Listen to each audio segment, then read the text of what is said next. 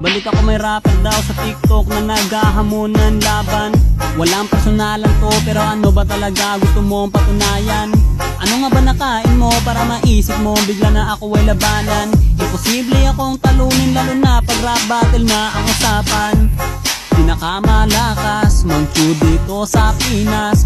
Bukod sa Anis Quintol, anli rin to mag-recall. Kaya di nyo ko kaya kahit pagtulungan pa ni Kapitan El sa mundo niya.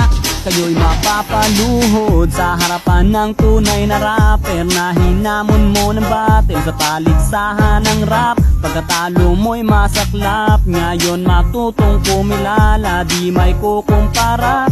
Sarap mong parang misa, ganto mag-rap ang Pinoy. Oy, oy, oy, oy,